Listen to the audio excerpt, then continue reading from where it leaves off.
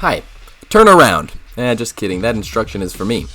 So let's take a look at this marble track, because this video today is on the design of my marble racetrack Love Shuttle, which is a little bit exciting. I do enjoy this track, even though it was built in my high school era, which was perhaps not as skilled as my college era. I've made some updates since then, and I've improved this. So even if you don't recognize it, maybe you recognize the Dune Canyon Stadium, which has been featured in Ultimate Marble Racing. I think this one is close to as good as that. That's the other track I've done updates in the recent times.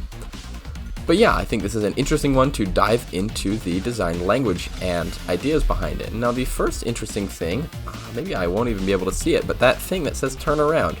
Notice you can't see it from here, and that was made with a little trick. That maybe I won't even be able to make it work.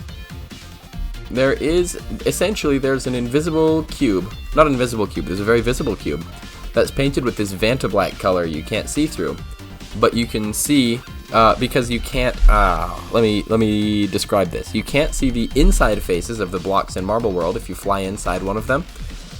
You can see right out of it, and so that was the idea, is there's a turnaround sign that's embedded in that piece. But then from the outside you can't even see that piece because it's the same Vanta black color as the background of this track. And the reason I had to put that in is because I accidentally built this track in the wrong spot. So you are basically just looking at a black field when you load into the world.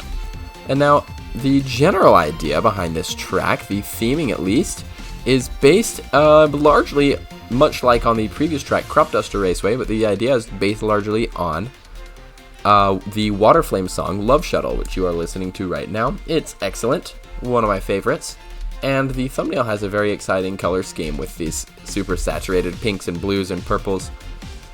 I think it's a lovely color scheme. It makes this a very striking track, one of my favorites to look at. And the other visual idea behind it is from the European train company Ouigo, and especially their pinball game Ouigo Let's Play, which was a pinball game I very much enjoyed playing, free on browser, worth checking out, and it has a little train in blue and pink bright colors, which inspired a lot of the idea behind this. Anyway, let's get into the individual sections of this track. Now, this first bit here I think is actually rather thematic, because with these spinners, I like to call them turnstiles. It's a train-themed track. This is kind of like what you see in a train station. Coming in and out, we have these spinners the marbles try to get through. I think it's actually pretty interesting section for racing, because the marbles do get clumped up in these spinner sections. They get bunched up, and that makes it easier for them to pass each other. Another section here that allows for some passing is that some marbles will go the slow path between these, and some of them, if they're very lucky, the spinner will push them out here, take the fast path, and that will let them pass. We have some of these pinball bumpers, a little bit of that pinball theme coming through perhaps.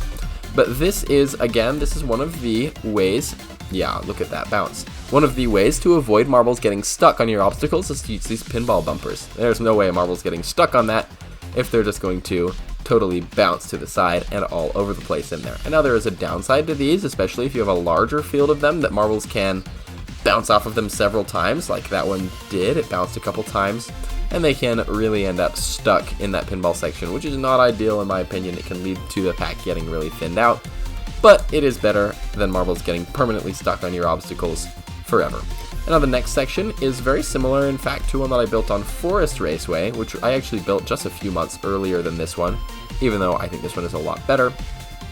But yeah, we have the drop down into, from the holes onto this slow booster.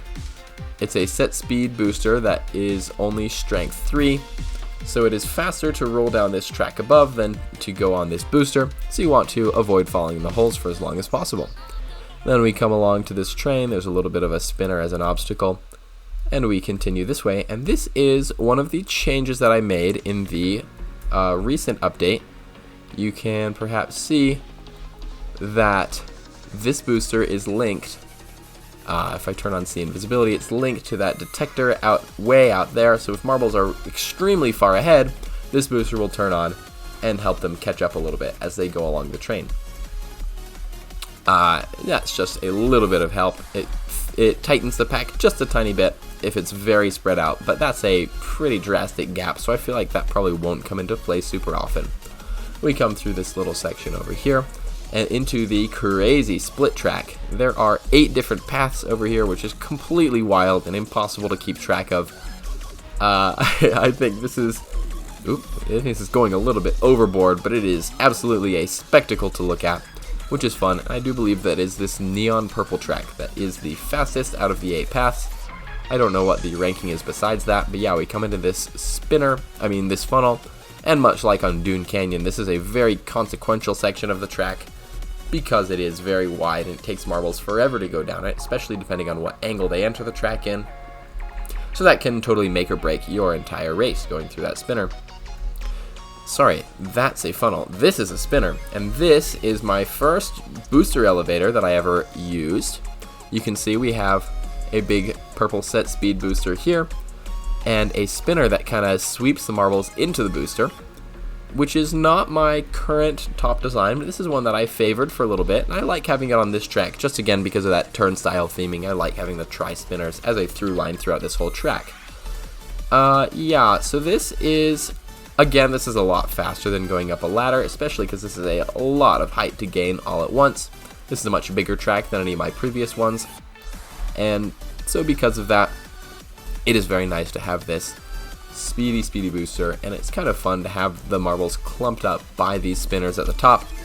It allows for some really engaging duels between them. And now this is another interesting section that I don't really know why I made it a split path, as the paths are almost identical. The only difference is that at the end, the ones on this side are a little bit further ahead. But again, they've lost some speed compared to the ones on the left because they're hitting this wall instead of going around this turn. I don't even know which of the 2 paths is better.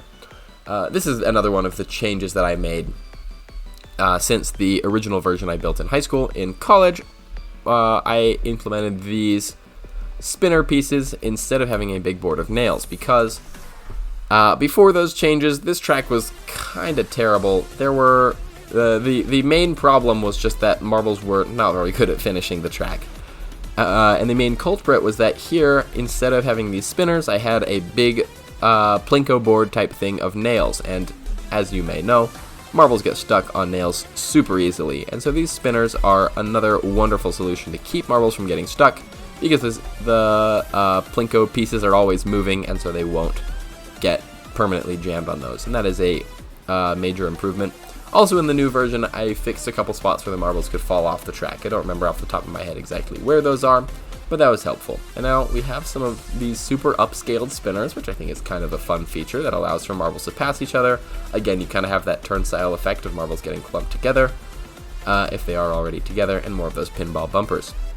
Now we come around this way into a bit of a half-pipe water slide type section. Lovely stuff. Super long, honestly. And this is maybe not the most exciting part of the track, but hey, I like having the half pipe. It is a bit of a break from the typical tracks, and it's pretty cool, even if marbles don't pass each other super often in it. And we come around to this finishing section. We have another wall of turnstiles, some more regular tracks, and we come around to the finish line here with the name Love Shuttle. That was also added, I believe, in the recent version. And we have some lovely decoration with all the trains and hearts and stuff all over the place, which I think actually looks pretty neat.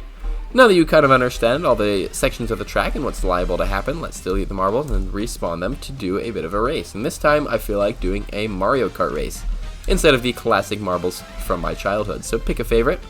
I do enjoy Snowman here, but there's a lot of kind of thematic marbles here. I think the Piranha Plant, if you can see it, looks pretty cool with the leaves and the Piranha Plant type look.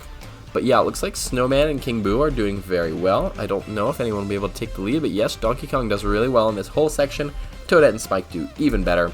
Those three are taking the lead. Going into this train section, King Boo gets ahead of Donkey Kong, coming along this way. I think on multi-lap tracks, this booster here will, on multi-lap races, this booster will come into play, but since we're only doing 1 lap today, perhaps another time we'll do a longer one, this probably won't be that important, even though we do have Spike and King Boo and Donkey Kong all going down the fast path into the funnel. which activates that booster back there. And it looks like King Boo has an excellent angle, totally dropping into there.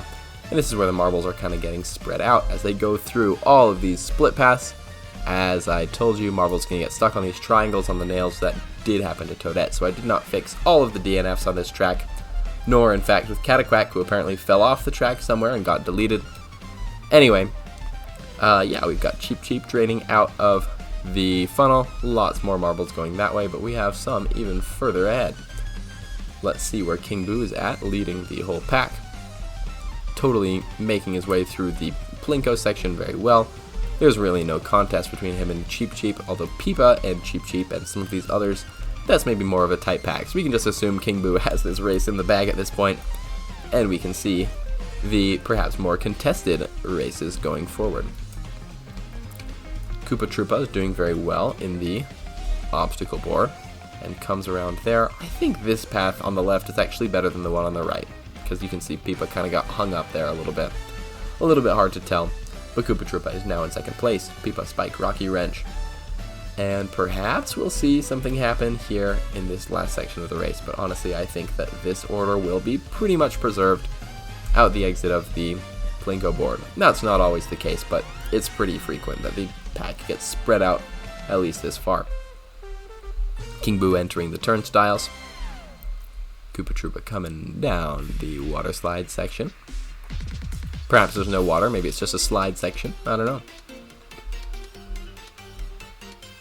And we will see if anyone enters the turnstiles in groups, like they are somewhat designed to do, or that's the reason I like including them on this track and a few later ones. Yeah, Swoop, Stingbee, and Peach are all together. We have a lot of passing action. It's very contested. It looks like Swoop came out of those turnstiles with the upper hand. Koopa Troopa's about to finish. We've got some bank turns around here. If I remember correctly, this was one of the spots where marbles tended to fall off the track just right at the end, which is very disappointing, I would say. Pretty widely spread pack. We're already only halfway through, and we've got 25, maybe more than halfway through at this point. That group was pretty closely packed, and then we've got the laggards out in the back. So yeah, I think it's an interesting track. I think the pack gets too spread out for my taste, but overall there's a lot of exciting passing sections. It makes for a fun race, especially across multiple laps, where you can't just have King Boo get the lead in that funnel and just totally run away with it for the rest of the entire race. I'll just end the race there. I'll see you guys next time for the next analysis, secret history of some of my later tracks. Bye!